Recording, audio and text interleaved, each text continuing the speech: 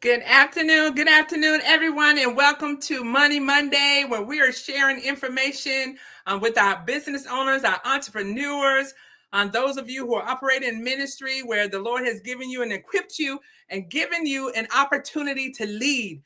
We want to continue to advance you in the areas of information so that we can give you the foundation you need to support you in moving forward in this year. This is 2024. We're believing God for better and bigger and advancement. And so we want to give you the information here on Monday Mondays to give you what you need. I'm Pastor Grant. I'm so excited to be a part of the Juice Radio and Talk Show platform with the CEO, Regina Ogborn and Clovis. And so thank you for joining on today. I want to encourage you to share and to like the broadcast on YouTube, on Facebook, on Instagram, on all of the platforms where you can find us on today. Now get ready. This is our lunchtime learning. Today we are talking about how to invest from your business. And so we're continuing our series from on cash and money management. And so this is the second part of this on business investment. So get ready, share and like, and get ready, get your notepad and pencil. We're getting ready to go forward. Welcome to the Juice Radio Talk Show. Welcome to the Juice Radio Talk Show. Welcome to the Juice Radio Talk Show. Welcome to the Juice Radio Talk Show. Reality TV's church reviews. Let's talk happy love and marriage lifestyle. Come and talk with us.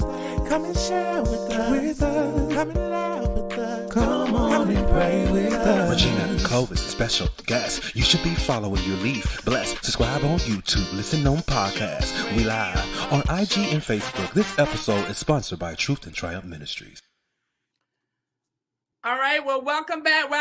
This is Executive Pastor Tawana Grant, and today we're on the Juice Radio and Talk Show where we are sharing about cash management, money management. For those of you who are operating as a business owner, as an entrepreneur, if you're getting ready to get started, we want to enable you through information to share with you so that you can be ahead of getting started. You can go into it with awareness, with information, so that you can make business decisions from a very strong, solid foundation. Hello, little lady. Hey there. Good afternoon, Aaron. Good afternoon, good morning, good evening, depending on where you're watching us from. We're here on the Juice Radio and Talk Show. We're excited to talk about our Money Monday, and today we're continuing. We started the series on cash management. We've talked about cash flow. We've talked about how do you manage your current funding that's coming in, your current revenue, and to ensure stability. We talked about how do you manage that. We've also talked about last time we were together a little bit into business investment. How do you invest? We talked about first thing is to invest in you. You want to invest in you as the owner, meaning invest in getting more information, more knowledge. What do you need tooling? What do you need training? What do you need support? What do you need influence? How do you expand your network? Your network is your net worth. So how do you go about doing that in a way that is advantageous to you and where you're trying to go? So we encourage you in that. We also talked about if you are investing, that you should be investing in your people. That is one of the greatest foundations you have in your business is the people who are working for you. And so how do you invest in their tools, their skills, their talent? How do you invest in their knowledge and awareness of what they can also bring to the business? Sometimes we don't even know the jewel that we have among us. Sometimes they have an ability or have an awareness of information that you may not have. And I want to encourage you. It's always said hire to your weakness, not to your strength. You want others. Don't be so lack of confidence or feel inferior in certain areas that you are afraid to have someone who knows more than you in an area where you need strength. This makes you a wise person. When you know something, adding someone into it in an area where you don't know gives your business additional strength, gives you additional leverage and advantage against your competition. Because now you have the awareness not just of what you've done, you've multiplied your knowledge, you multiply your wisdom, you multiply your experience, because now you have another person where you can combine that together and make it powerful. So we talked about investing in you as the business owner, as the entrepreneur, as the person in ministry. What do you need for yourself? Whether you need rest, whether you need training, whether you need new networks, new people, where you're going. Don't always stay focused in what I consider to be frozen success, meaning what you've done before is great. I believe in celebrating the good things that God has allowed us to accomplish, the good things that we're able to do. Celebrate them. But after you finish celebrating, what's your next? What are you working on next? What are you building next? What has he called you to do next?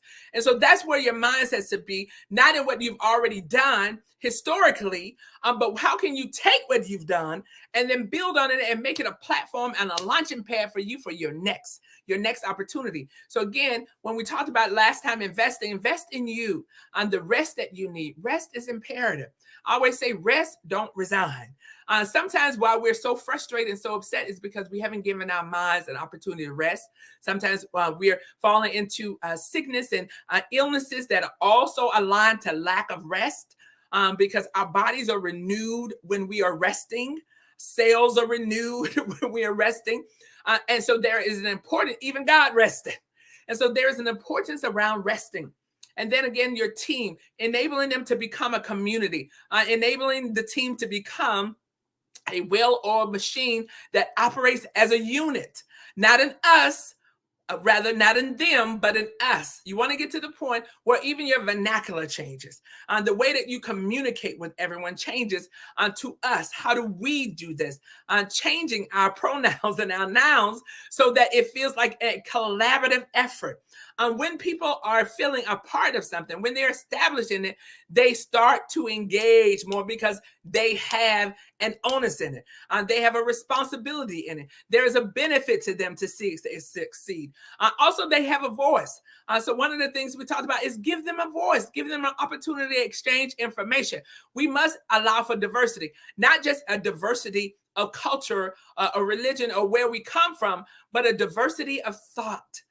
People have a different way of thinking, a different way of understanding, a different way of clarity. And so we have to speak from a posture to understand.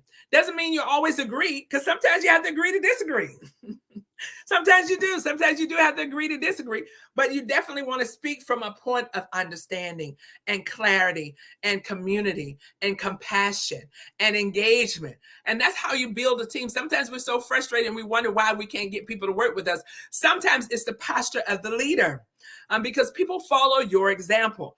And so as an example to others on how we operate together, you have to lead from the front. That means sometimes even working with complex people, sometimes people who are difficult. And there is a difference between people who have a diversity of thought and people who oftentimes they sit from a posture of complaining. Very different. People who sit from a posture of disagreement. People who sit from a posture of argumentative. That's very different from having a diversity of thought. I think differently. And how about we pursue it, or I recommend something different? How about we pursue it, or we look at it a little bit different? And that is the mindset that you want to have when you're operating and you're collaborating a team and when you're coming together. So once we talked about that, I hope that you've taken the opportunity to pursue that information, to think about it, to meditate on it. That's what the Bible says, meditate on his word, but meditate on the things that we've already talked about. Some of these nuggets that we've already given are enough to help you launch into your next, to help to get you motivated to do the next thing for you. But we also want to continue talking about some of the things, even as a business. What are some of the things that you as a business can invest in? How can you motivate your business to do other things with the funds that you do have? Now, one thing I do highlight is difficult to do anything with funding that you have not learned how to budget first. So I've seen this before. I've seen people who are just they have a lot of zeal. That's what the Bible says. They have a lot of zeal. They are excited. They're ready to move forward. They're ready to operate in advancement. And so they've started something. But before they could tool it, before they could train it, before they could skill it, before they did development, they're already ready to jump to the next thing. Well, a lot of times what happens is you run out of strength, you run out of energy, and you run out of money. Because we haven't given the appropriate assessment to say, is this the right time to start in a new venture? So some of the things I'm going to talk about a little bit today is very important that you evaluate, am I ready for this? Am I ready for my next? Am I ready to launch out? Am I ready to start that next stream of income? Now, there's some stream of income you can do where it won't cost you anything, just time. And even in that, you have to evaluate, do I have enough allocation of time and strength to go to something else, right? And so if you do, one of the things that we've always talked about in our investment club, and I'm grateful for a lot of different networks that the Lord has allowed me to be a part of, book club, an investment club, and those kind of organizations, a mastermind business club where there are women in business and we talking and we enable each other. And that's why I say it's so important, your network, the people that you communicate with, the people that you fellowship with, the people that you have clarity and wisdom, the people that speak into your life. It's so important that you're operating in a lane where you're getting strength from it, and not always areas where you're always giving out. If you're a giver and you're always giving out, you're always teaching, you're always enabling, you're always helping, you're always supporting. You have to make sure. You have to make sure as an entrepreneur, as an innovator, as a minister, as a pastor, as a business owner, that you're getting the strength and the teaching that you need to be at your best self, that you need to make sure that you are operating under some leadership, under some guiding, under some what I want to say, accountability. I love what Dr. Walker always says. He says, you only understand what you sit under. And so you have to make sure that you're sitting under the right thing so that you get clarity and understanding. And so again, if you have been managing your business and you've operated in a capacity where you have sufficient supply for your current operation, sufficient supply for what you are doing now, sufficient supply for what God has already put in your heart, and things are operating well. Now you can start considering, now how can I take the gap? We talked about the gap before, the amount of money in your revenue and what you have going out in expenses. And it's so important that as we think about and manage our funds, which is a seed. It is a seed for purpose. And God gives seed. He gives provision for purpose.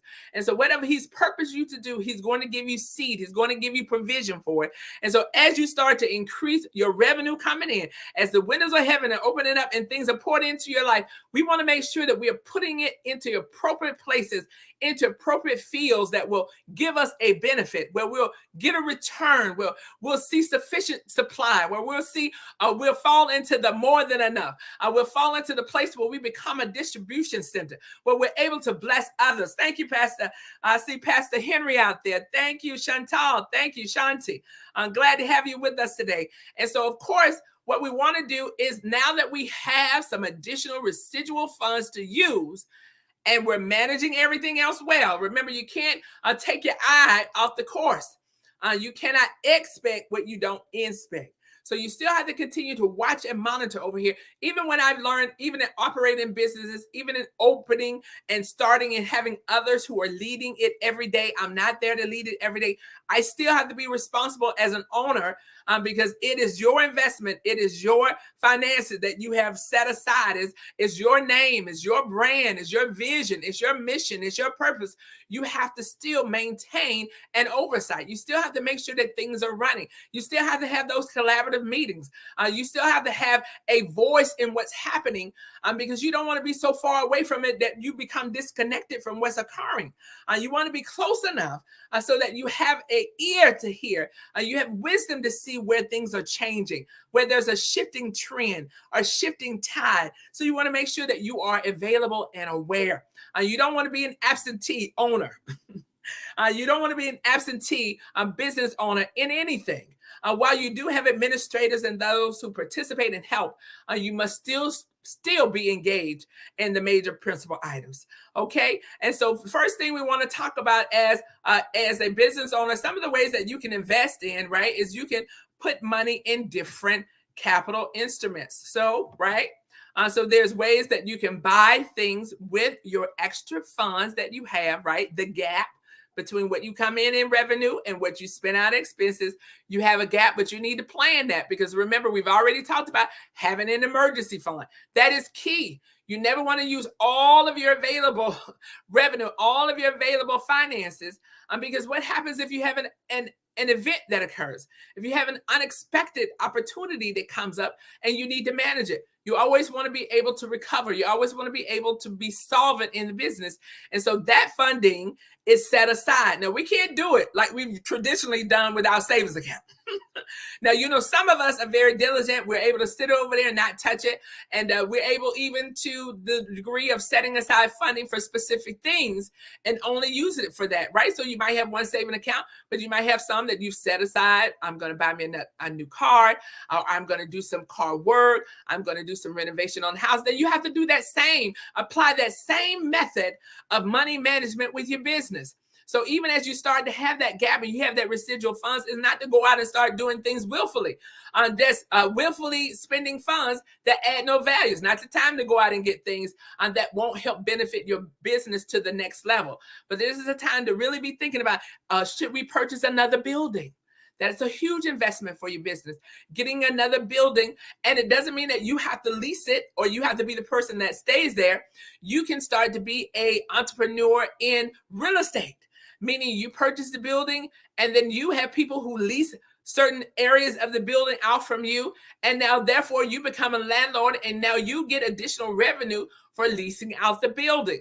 That is one of the things that we've done before, and others who have done this in the space as one of an additional income stream for your business is to own a building. Look at sometimes even land purchases. What do you mean, Pastor? Sometimes even looking at land in areas where development is coming, the Lord is leading you that way, and you might want to operate in that next move for your pivot for your business. Sometimes you have to look at the seasons and cycles of when land is at its best as far as a availability for you as a buyer. Is it a good time for you to buy, right? And so while you may not be ready yet to open or to move, is it a good time for you to buy that land? Is it a good time for the purchase or procure it so that when time is right, when everything falls in the right lane? And again, we're talking about using your residual, using that additional gap funding to look at some of extra areas of income streams that we can start using. So because a lot of times in checking accounts, you're having a very low interest rate, right? Where can I attribute those additional funds to advance my business, advance my mission, advance what my purpose is, my vision, my dream? Some of that might be buying land. Some of that may be buying a building. And again, it doesn't mean that you have to buy the land and then immediately go into operation or immediately build on it. We bought things before, and I tell you, it sat there. We maneuvered in ways. That's what you call strategy. You have to have a plan. Sometimes you have to strategize. And some of the things that God has had us working in, it's been years in the coming. It took months in the coming. It took weeks of planning in the coming. And so you cannot be so short-sighted that you don't see your long-term goal. As a business owner, as an investor, as an entrepreneur, as an innovator, as a pastor, as a person over a leading body of people, you have to be thinking further out.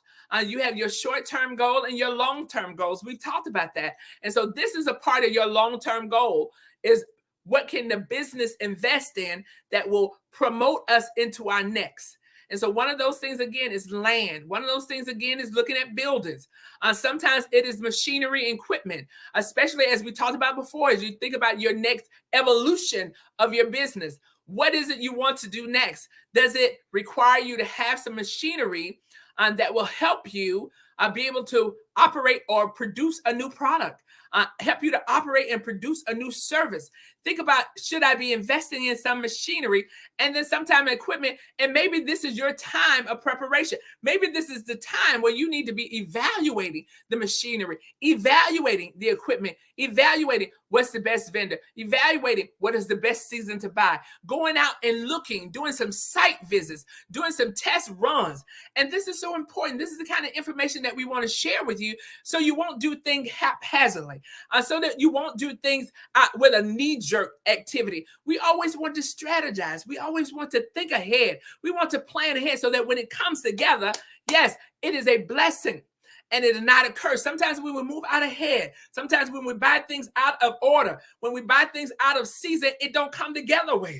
But when we wait on God, and when we operate in faith, and we operate from an orderly perspective, when we plan ahead, when we ensure that we have things in order, it comes together well. And so that's what we're talking about, business investment. What do you want to invest in next? What is going to help you? What is your mindset on the next thing that you need to be doing? And then sometimes we always need to think about it. And sometimes this is the last thing we consider: software. How do you work smarter, not harder? Sometimes it's software. Sometimes it's a system that can help you do that easier.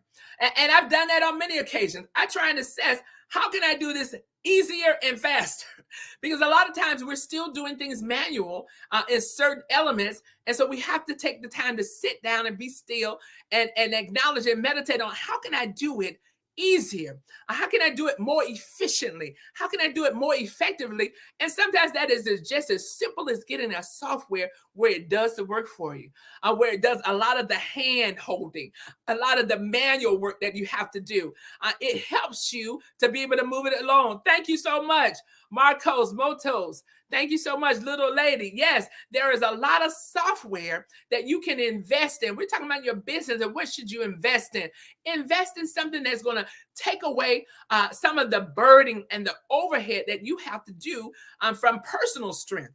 Where is it that you can allow the computer to pick it up? Look at how the whole world has moved to digitized way of doing things. Instead of having you write things out, now they have a QR code. Now they have a barcode. Now they have a way for you to just scan it. Now they have a way so that it can just be picked up and filled in. Now they have a way so that person can reach out to you without you having to type it into your phone anymore. Now they even have immediate ways to contact. Oh, I love it. Even on LinkedIn, you don't have to find somebody's name to connect. You have a QR code. You have a barcode that you can go to LinkedIn, and if you meet somebody by introduction, you can just say, share my code, and it'll come up and they can connect with you. So there are a lot of ways. There's software on financing. There's software on your accounting work. There's software on networking. There's software on marketing. There is a lot of software that you can invest in and that will help you to do things better and smarter and easier. And so one of the things that you want to do in this time period, while we're having this whole series on cash management, money management, how to move your business to the next level, is consider these things as part of your strategy. How do I now reinvest back in? How do I now take what I've earned, my gap, and where I have those pieces and components of additional finances? How can I now reinvest it in the best place to give me the biggest value?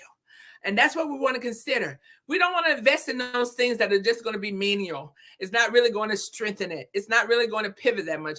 We want to invest in those objects or in those equipments or in that land or in that software or even in people. We talked about that last. Invest in people that are going to give you the longevity, that are going to give you the leverage that you need, that will help separate your business from any other.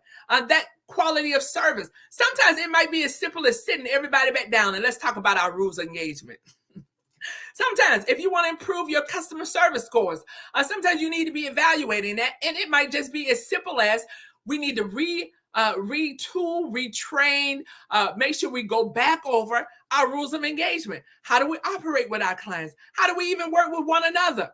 It can be just as simple as that. That can shift the dynamics of how you're working and in turn lead to more revenue. In turn leads to better results. Just from something as simple as that. Sometimes it can be the most simplest part. It can be going back to what you consider to be your manual or your operating procedures and looking at how can you reinvent or remold or enhance some of those operating procedures to eliminate wasteful time. Wasteful time that is being spent. Maybe you have duality of functions. Maybe you have two people doing the same thing and you see now that's not necessary. Maybe when you started the business, you were doing some things in a certain way because that was your current capacity. Maybe when you started the business or the ministry, you were doing things in a certain way because these are the only people you had available.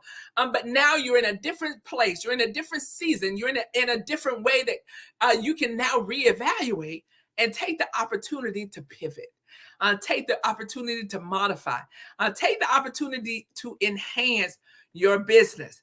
And so, of course, again, some of those ways are for capital investment. And these are capital investments that you can invest in, even as a business owner. Some land that maybe you're procuring, maybe you want to have a second location. Maybe you want to start, or maybe you want to move to another area. You find maybe this area doesn't have the quite demand that you were looking for the supply that you want to meet for your revenue projection. So, hey, this is not working. Let me just say that. Thank you, Holy Ghost. Let me just say it is okay to make a change. It is fine to decide that what I'm doing right now is not really working. And so I need to figure out, how do I modify? How do I now shift and pivot so that because of the experience that I'm having now? Don't you know experience? Yes, it will. Experience give you wisdom and knowledge. And so sometimes because of the experience that we've gone through, don't let it make you bitter. Don't get mad about it. Let it make you better. Oh my goodness, write that down. Whatever you're going through, whatever trial and tribulation, whatever opportunity, whatever setback you felt like you had, don't let it make you bitter. Let it make you better. Take that and jump on top of it. Take charge. That's right. It's okay to change. It's okay to change. Take charge. Take charge. And so you can shift and pivot. So if you need to look at machinery, if you need to look at equipment, if you need to look at software, this is the time to do those kind of things. And then what it gives you, what does it give you, Pastor? It gives you a goal to reach. Because sometimes in goal reaching, when we reach one goal, we get comfortable. That's what I talked about. Don't sit there in frozen success. It's fine to celebrate. I'm all for celebrate. Every time God does something good, we thank him. Every time we advance in certain areas in ministry, in home, in school, family, in whatever way, we thank God and we celebrate. And now they already know me. I say, okay, now what are we doing next? Because there's always a next level. There's already another degree. There's always something greater and bigger. Now, how do I take what we've already started and take it to the next level? What does that mean? Expanding even in your network. And so there's a lot of ways, again, that you can do that. One of them is that capital investment. That is a huge, huge opportunity for you to do. Some of the other ways that you can talk about is looking into financial instruments. If you want to buy some bonds or some stocks, if you want to be a capitalist, meaning help other businesses get started. I've had some opportunities where others have asked for that, help other businesses to get started. And then you are able in turn to have a portion of the commission or a ratio of investing in the business. So you have a part of the partnership to some degree. And so these are some additional levels from financial instruments that you can also use to help you move forward. One of the things why I like the capital investments, because you own it. The land will be yours. Whether you decide to use it or you decide later on to sell it, it is yours. The building, whether you decide to use it or you decide to rent it out or you decide to make it an income property or you decide to sell it, it is still yours. The machinery, when you buy the machinery, it is yours. It is your property. It has your name. Can't nobody come and get it when you pay for it. And so you have the opportunity to use it yourself or lease it out. Or you have an opportunity to sell it again. So there's a lot of opportunities that lie in capital investments because you have it in your hand. But when you have other instruments, again, like bonds and financial instruments, money markets, you can do all of those. You can become a capitalist where you're an investor in other businesses and in other properties. You can be a property investor, right? So you can be a silent partner where you really don't own it, but you just put money into it. And so there are a lot of ways that a business can invest for your future to advance you. So again, we've just shared a few things on today on our Money Monday. We hope that you are enjoying the session today. Business investment, how can you grow the business? How can you move forward and retain stability? That is key and important. Don't stretch yourself too thin. Make sure you're always evaluating what you already have and then building upon it. We hope again that you've enjoyed today's session. Join us again on next Monday as we talk about how you're going to invest in your contracts and building great contracts with your business partners and vendors. So again, that you're having cash management and you're growing your business in that space. So thank you again. Happy Monday to you, each and every one of you. Peace and blessings from Pastor Grant.